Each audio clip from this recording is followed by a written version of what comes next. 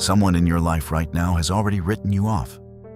They've looked at you, sized you up, and decided, soft, easy, no threat. Maybe it's someone at work who takes credit for your ideas.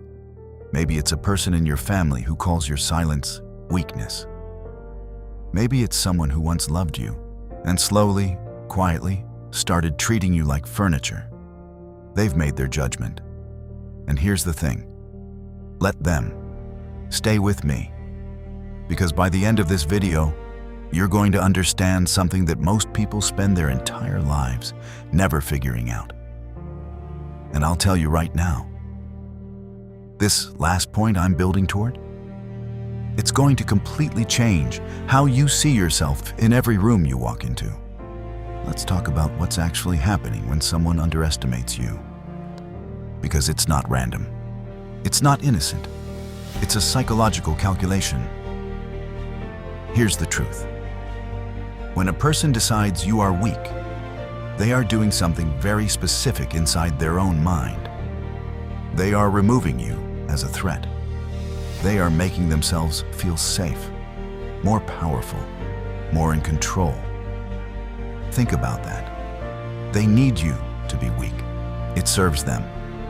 A lion doesn't need every zebra to know it's a lion. The threat is real, whether they know it or not.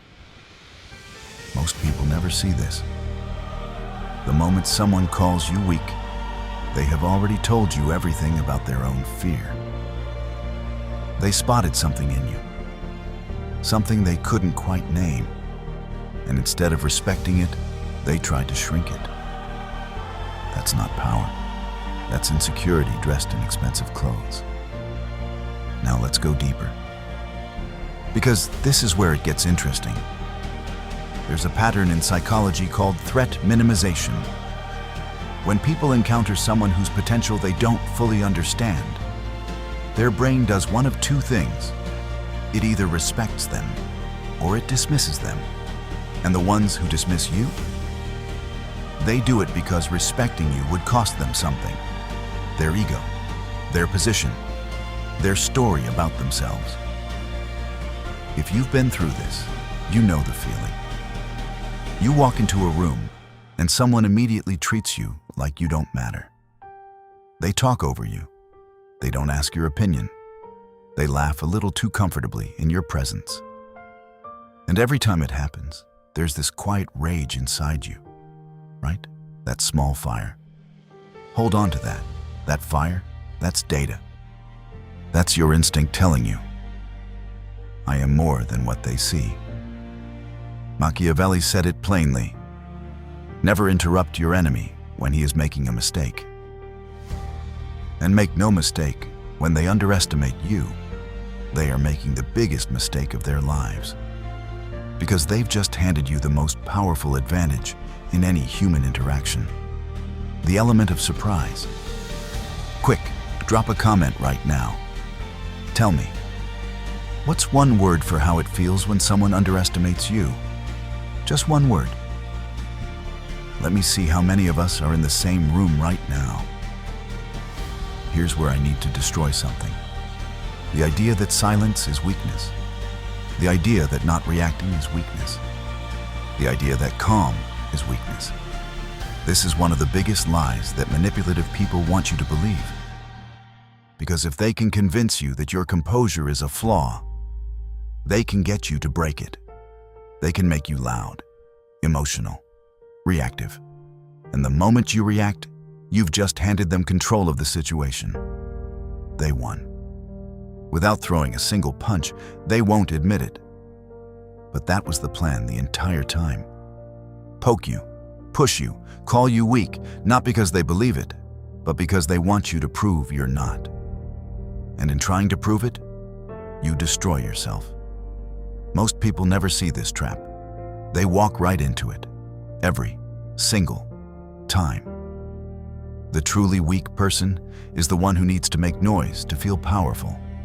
The one who names drops, ego flexes, and dominates conversations because inside, there is nothing. Silence is not weakness. Silence is control.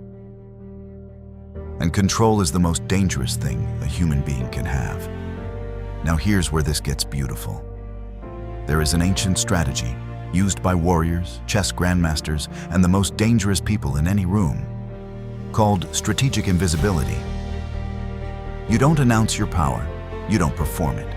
You don't put it on display so others can feel comfortable around it. You let people build a completely false picture of who you are. And while they're comfortable, while they've relaxed, let their guard down, stopped watching you carefully, you move. Not aggressively, not vindictively, purposefully. Here's the truth. Every person who ever underestimated you gave you a gift. They stopped watching. They stopped competing.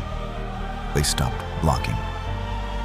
And in their comfortable arrogance, they created an opening you could walk a truck through. Think about the people in history who changed everything. The ones no one saw coming. They were never the loudest in the room. They were the ones being dismissed, right up until the moment they couldn't be ignored anymore. That moment always comes. The question is, what are you building in the silence while they're not looking? Let me give you something practical. Because dark psychology without application is just dark entertainment. Step 1. Stop explaining yourself.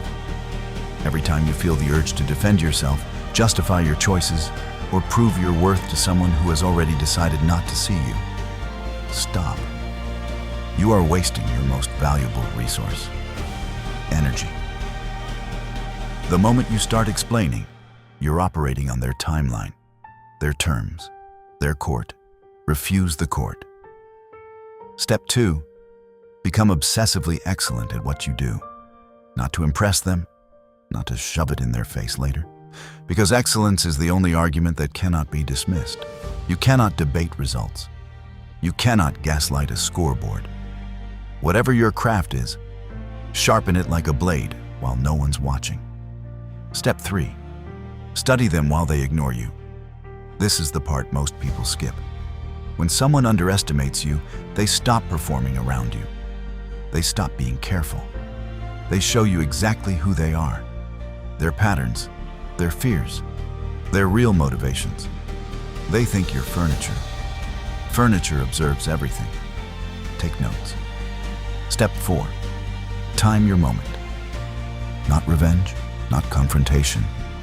Just the right moment where your presence, your work, your results speak so clearly that nothing else needs to be said. The room shifts. They feel it. And there's nothing they can do except live with the choice they made when they wrote you off. I want to speak directly to you for a second. If you've been carrying this, the sting of being dismissed, talked over, made small, I need you to hear something. Their opinion of you is not evidence. It is not fact. It is not truth. It is the output of their own limited imagination. They cannot see what they are not big enough to understand. If you've been through this, you know the feeling of standing in a room full of people and feeling completely invisible. That's one of the loneliest feelings a human being can experience. And I'm not going to sit here and tell you it doesn't hurt. It does.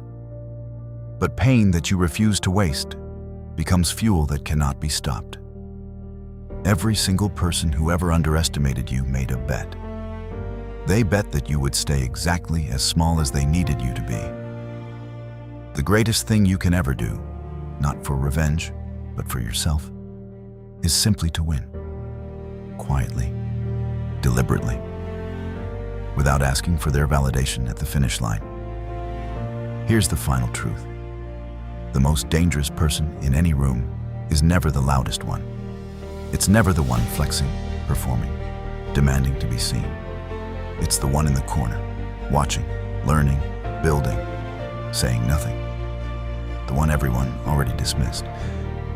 Because while the room was busy celebrating itself, that person was becoming something. And when they finally moved, no one saw it coming. So the next time someone looks at you and decides you are not a threat, do not correct them. Smile. because they just made the last mistake they'll ever make quietly. And you already know it. They don't. Yet.